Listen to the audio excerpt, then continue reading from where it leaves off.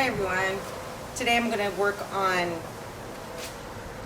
staining a piece of hardwood that a friend of mine gave me. I've never worked with hardwood before. I don't know if you have. I usually work with pine or basswood. It's very thin, it's very porous. So this one's a little different. I am going to coat it with a conditioning, tea stain conditioning, because I'm too lazy to go to the store. Don't want to buy wood conditioner. But it does make for a better coating with your stain so you don't have blotches.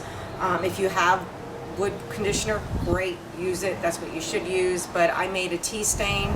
I'm going to put on there, let it dry about 20 minutes, come back with the 6 different water-based stains and 1 oil-based stain that I have to see what the different ones look like. So I have my tea conditioner. So basically I don't feel like going to the store to buy wood conditioner, so this method works well too.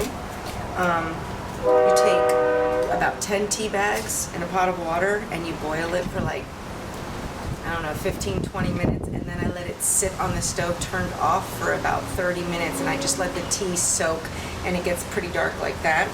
I just put it in a mason jar, and this will help condition the wood, which it does on pine. I don't know if it's going to work on hardwood. We're going to find out. But basically, it's supposed to help it from blotching when you stain it. So I got all my rags here. So what I'm going to do is just shake it up a little bit. We're going to condition the hardwood and let it sit for about an hour, and then come back and we're going to try the different stains and see how they look. So this way you kind of know what you're doing for your projects, because this way you're not wasting wood then. And I'll probably just keep this on hand afterwards, so I will always have something to reference to if I'm using hardwood, not the pine or the little circles I use. So let's see what happens. So I'm just going to go ahead and take my tea.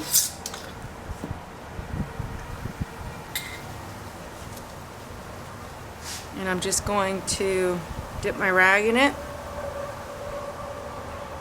Get it really good. Wring it out. And I'm just going to go over the hardboard with it. And I'm going to go back and forth to get in with the grain.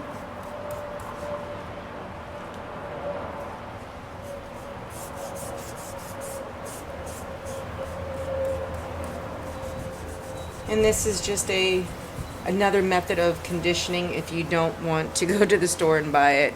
I feel it does just the same thing. You can also do coffee, depending on what color you're achieving. I feel tea goes with all the different woods. It's not as dark. And you can do 2 coats if you'd like. And you just want to get that really good so when the stain goes on it, you don't have blotches. So you can see the difference in the color a little bit. So we're just going to let that sit for about 20 minutes or so and come back and start our staining. So this is the order that I'm going to do on the panel. I'm going to do the gray off to the side, and that is a Rust-Oleum weathered gray, all water-based. And then I'm going to switch to the Varathane, which the next 3 are Varathane water-based, and it is the classic black, then the dark walnut, then the mahogany, and then I'm going to move down to the Miniwax English chestnut, the browns, and then Varathane wood stain golden pecan. The last one on the far right, the end, is going to be the oil-based, and that is Miniwax Gunstock. So that's the only oil base that I have at the moment, so I just wanted to see the difference on the board. Okay, so we're going to start. The tea conditioning is dry. It's been about 15-20 minutes, and it's good and dry. It's also a nice breezy day, so that probably helped. So I usually, well, you guys didn't see it, it was off of recording, but I tip all my cans down just like I do when I paint. About a half hour before I want to use them, and then I just shake them up really good. I don't buy a million stir sticks. You probably should. You do what you want to do. But I'm going to take the gray, and I'm going to do this first piece right here, and we'll see how it turns out.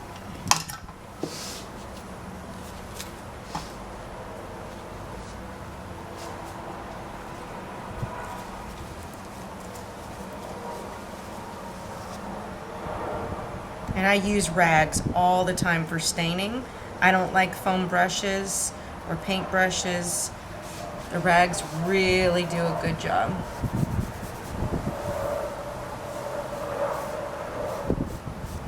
So I coat it on,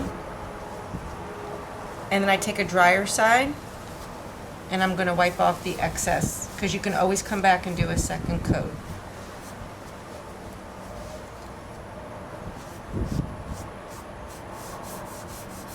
Okay, so that's the gray.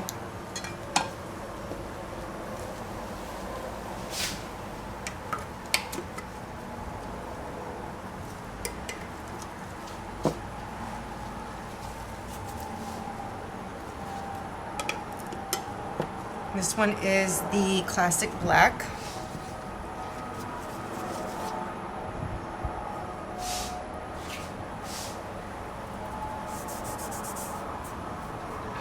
Like I said, I've never used hardwood. It is totally different than pine and basswood I've been using from like Amazon or Home Depot. This is really good quality. And I'm hoping some of my signs will come out really great. Be careful of your clothes. I usually put an apron on and I didn't. Oops. This one is my favorite, and I hardly have any left. This one is my dark walnut. It is my favorite color of all stains. It just looks really classic, really pretty when it dries.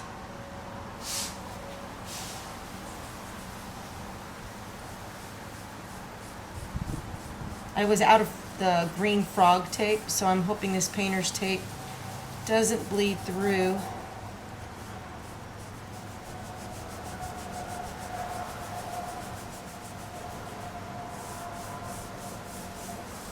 Just make sure whatever you're working on with wood that you sand it really, really thoroughly first. Take your time, make sure you do it right. Go with the grain.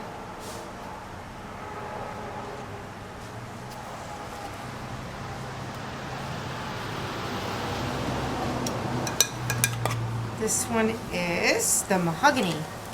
And I just bought this one not long ago. I did a Mother's Day project for my mother-in-law, and I'll link the video below. I will link the video below, if I could speak, to a reverse canvas that I made for her using this mahogany. If you want to check it out, it is below.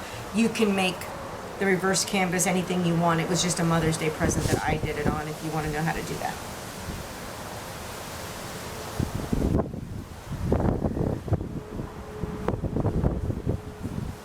And with a die cut machine, I used I used iron-on HTV vinyl, rose gold color, with this mahogany on the frame to accent it. So I thought it came out pretty good. So like I said, I'll link the video below.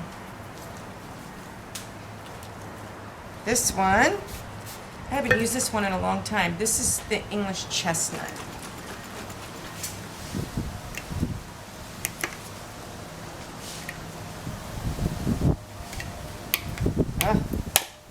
This one's going to take a while to get open there.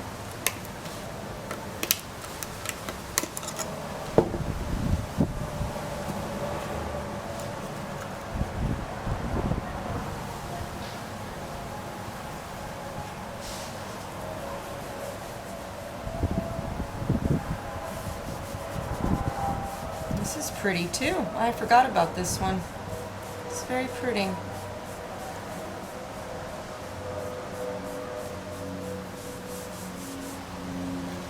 And I'm purposely leaving the edges undone. So I'm gonna take like a Sharpie marker when this is all dry, because I want to keep this for reference for all my projects later. And I'm just gonna mark the sides of which one is which, so I can just be like a go-to and get it. Something like a guide if you ever need a guide. Okay, this is the last water-based one that I'm using. And this is just the Golden Pecan. Very light. Makes it look a little more natural.